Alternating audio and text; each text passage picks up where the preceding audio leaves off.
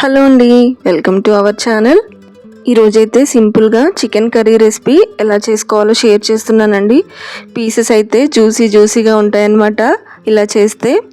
దీనికోసం ఒక half KG చికెన్ని నీట్గా క్లీన్ చేసుకోవాలి.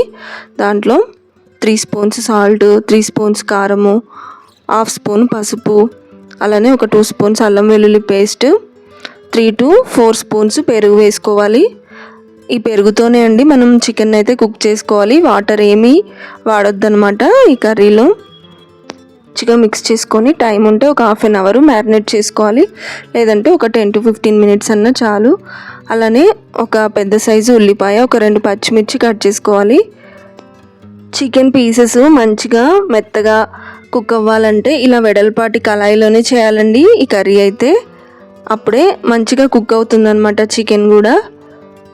ఇంకా కళాయి పెట్టేసుకొని సరిపడా ఆయిల్ వేసుకొని ఒక 2 లవంగాలు, దాల్చిన చెక్క ముక్కలు వేసుకొని కట్ చేసుకున్న ఆనియన్స్, పచ్చిమిర్చి వేసుకోవాలి. ఇంకా అవి కూడా మగ్గాక మ్యారినేట్ చేసుకున్న చికెన్ కూడా వేసుకోవాలి.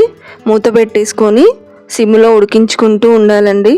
ఇలా వాటర్ వస్తూ ఉంది కదా, అలానే మూత పెట్టేసుకొని మంచిగా దగ్గర పడేంత వరకు ఉడికించుకోవాలి. వాటర్ మాత్రం అస్సలు యాడ్ చేయకూడదండి. వాటర్ వేసామంటే టేస్ట్ మళ్ళీ మారిపోతుందన్నమాట. ఇంకా ఒకసారి పీసెస్ ఉడకాయలేదో చెక్ చేసుకొని ఫైనల్గా ఒక 2 స్పూన్స్ గరం మసాలా వేసుకోవాలి. ఇంకా దించే ముందు కొత్తిమీర వేసేసుకుంటే కర్రీ అయితే రెడీ అయిపోతుందండి. చాలా టేస్టీగా ఉంటుంది. ఒకసారి ఇలా ట్రై చేయండి. దీంతోపాటు ఇంకా కాంబినేషన్ ఏంటంటే రసం చేసుకోవాలండి. మా సండే స్పెషల్ అయితే ఇలా చికెన్ కర్రీ, రసము, వైట్ రైస్తో తినేసేయచ్చండి. బగారా కూడా ఏం అవసరం లేదనమాట. అంతే అండి. ఈ వీడియో మీకు నచ్చితే తప్పకుండా లైక్ చేయండి. Thank you for watching.